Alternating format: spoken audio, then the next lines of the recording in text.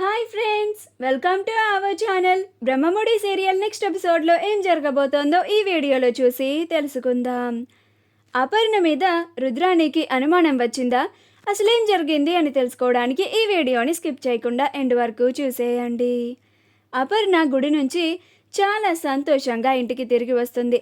అది చూసి రుద్రాణి ఓర్వలేక ఎలా పడితే అలా మాట్లాడుతూ ఉంటుంది. అప్పుడు అపర్ణ రుద్రాణి మాటలకి మాటకి మాట బదులిస్తుంది. అప్పుడు రుద్రాణి అయోమయంగా ఫీల్ అవుతూ ఉంటుంది. ఇదేంటి, వదినేంటి ఇలా మాట్లాడుతుంది?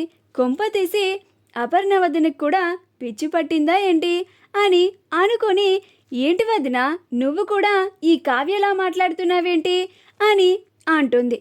అప్పుడు అపర్ణ, నేను కావ్యలా మాట్లాడడం కాదు, వాస్తవాన్ని చెప్తున్నాను రుద్రాణి, నిన్ను కూడా అదే నమ్ము అని చెప్తున్నాను.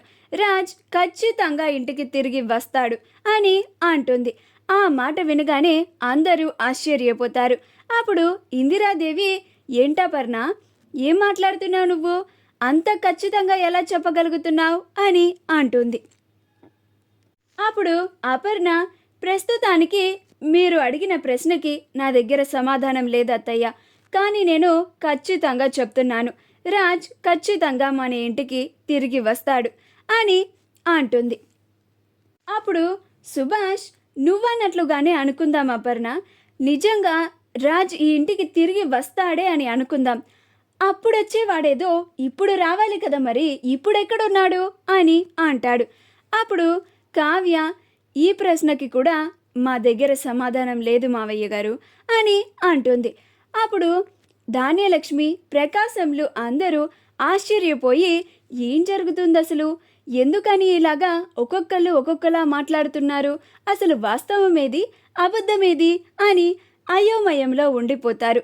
అప్పుడు అప్పు, స్వప్నలు కూడా మేము కూడా అపర్ణ ఆంటీ కావ్యలానే నమ్ముతున్నాము, రాజ్ ఖచ్చితంగా ఇంటికి తిరిగి వస్తాడు అని అనుకుంటున్నాము, అలాగే రాజ్ క్షేమంగా ఇంటికి తిరిగి రావాలి అని కూడా కోరుకుంటున్నాము అని అంటారు.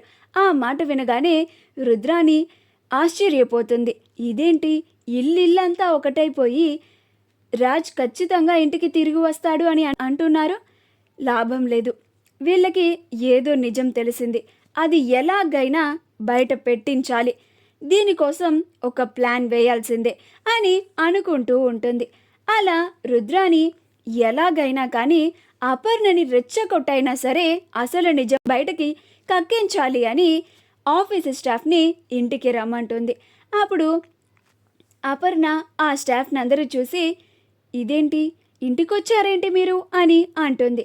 అప్పుడు రుద్రాణి, వదిన, నేనే రమ్మని చెప్పాను, వీళ్ళంతా మన రాజు మనకి దూరం అయ్యాడు అని మనం ఎంతలాగా బాధపడుతున్నామో వీళ్ళు కూడా చాలా బాధపడుతున్నారు, అందుకే మన రాజ్కి ఘనంగా శ్రద్ధాంజలి ఘటించాలని మన ఇంటికి వచ్చారు అని అంటుంది. అప్పుడు అపర్ణ, ఏం మాట్లాడుతున్నావు రుద్రాణి, ఉదయమే కదా నేను నీకు చెప్పాను రాజ్ చనిపోలేదు, బ్రతికే ఉన్నాడు అని, రాజ్కి శ్రద్ధాంజలి ఘటించడం ఏంటి, మీరు ముందు ఇక్కడ నుంచి వెంటనే వెళ్ళిపోండి అని అంటుంది. అప్పుడు రుద్రాణి, అదేంటి వదిన అలా మాట్లాడుతున్నావు, మన రాజ్ చనిపోయాడు, ఈ విషయాన్ని నువ్వు నిన్నటి వరకు కూడా నమ్మావు, ఈ రోజే ఇలాగా నువ్వు మాట మారుస్తున్నావు, ఏమైంది వదిన నీకు అని అంటుంది.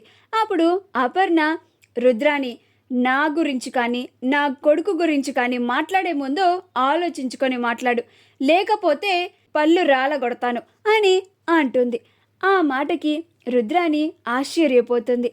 ఇదేంటి, వదిన ఇంత కోపం తెచ్చుకుంటుంది అంటే నిజంగానే రాజు బ్రతికి ఉండాలి, ఎలాగైనా రాజు ఎక్కడున్నాడో నేనైనా తెలుసుకోవాలి, లేదా ఏదన్నా క్లూ కానీ వీళ్ళ నోటి నుంచి బయటికి వచ్చేలాగా చేయాలి అని అనుకొని, అదేంటి వదిన, రాజ్ బ్రతికే ఉన్నాడు అని అనడానికి ప్రూఫ్ ఏంటి అని అంటుంది. అప్పుడు అపర్ణ, ఈ ప్రశ్నకి కూడా మేము ఉదయమే సమాధానం చెప్పాము కదా రుద్రాణి, అయినా ఇలాగ పిచ్చి పిచ్చిగా మాట్లాడుతున్నావేంటి, రాజ్ బ్రతికే ఉన్నాడు, కాకపోతే దానికి ప్రూఫ్ మా దగ్గర లేదు, సమయం వచ్చినప్పుడు రాజ్నే ఈ ఇంటికి తీసుకొస్తాము అని చెప్పాం కదా, కావ్య కూడా గడువు కూడా తీసుకుంది కదా, నీకు తెలుసు కదా, అయినా ఎందుకు ఇలా ప్రవర్తిస్తున్నావు అని అంటుంది. అప్పుడు రుద్రాణి, నువ్విదంతా ఈ కావ్య మాటలు నమ్మి రాజ్ ఇంటికి తిరిగి వస్తాడు అని అనుకుంటున్నావా వదిన? ఆ రోజు గుళ్ళో కూడా రాజ్ని తీసుకొస్తాను అని చెప్పి ఆ కావ్య ఏం చేసిందో చూసావు కదా నువ్వు కూడా. రాజ్ ఫోటోని తీసుకొచ్చి తన పక్కన పెట్టుకొని కళ్యాణం జరిపించింది. రేపు 30 రోజులు గడిచిన తర్వాత కూడా అలానే చేయొచ్చేమో కదా, ఎవరికి తెలుసు అని అంటుంది. అప్పుడు అపర్ణ, నేను నీకు చాలాసార్లు చెప్పాను రుద్రాని, చాలాసార్లు హెచ్చరించాను కూడా, నా కొడుకు గురించి మాట్లాడే ముందు ఒళ్ళు దగ్గర పెట్టుకొని మాట్లాడు అని అంటుంది. అప్పుడు రుద్రాని, ఎందుకు వదిన ఇలా మాట్లాడుతున్నావు? నేను మన రాజ్ చనిపోయాడనే కదా మాట్లాడుతున్నాను, వాస్తవం గురించే కదా మాట్లాడుతున్నాను. ఎందుకని అంత కోపం తెచ్చుకుంటున్నావు? నువ్వేంటో రాజ్ని నీ కళ్ళతో చూసినట్లుగా అని ఒక రాయిని వేస్తుంది. అప్పుడు అపర్ణ అవును అని అపర్ణ నిజం చెప్పబోతూ ఉంటే అప్పుడు కావ్య, అమ్మో అత్తయ్య గారు ఆయన్ని చూసేశారు అని అందరికీ చెప్పేస్తారేమో, అప్పుడు అసలు నిజం బయటపడిపోతుంది అని అపర్ణకి సైగలు చేస్తుంది. అప్పుడు అపర్ణ తన నోట్లోంచి రాబోతున్న నిజాన్ని అలానే ఆపేసి, నేను నా కొడుకు రాజ్ని నా కళ్ళతో చూడడం కాదు, మరికొద్ది రోజుల్లోనే మీరంతా కూడా నా కొడుకుని మీ కళ్ళతో చూస్తారు, అప్పుడు నమ్ముతారు. అప్పుడు మీరు ఇలాగా రాజ్ గురించి తప్పుగా మాట్లాడినందుకు చాలా బాధపడతారు. మరీ ముఖ్యంగా రుద్రాని, నువ్వన్న మాటలకి చాలా బాధపడతావు అని అంటుంది. అప్పుడు స్వప్న, మా అత్త కానీ ఆవిడ అన్న మాటలకి బాధపడాలంటే మీరు ఆవిడ మాటలేమీ పట్టించుకోకండి అని అంటుంది. అప్పుడు రుద్రాని, అంటే ఏం మాట్లాడుతున్నావు స్వప్న, నువ్వు నాకు సిగ్గుసరం లేదు అని అంటున్నావా అని అంటుంది. అప్పుడు స్వప్న, నేను అనాలా ఏంటి అత్త, నీకు నిజంగానే లేదు కదా అని అంటుంది. అప్పుడు రుద్రాని స్వప్న అని అంటుంది.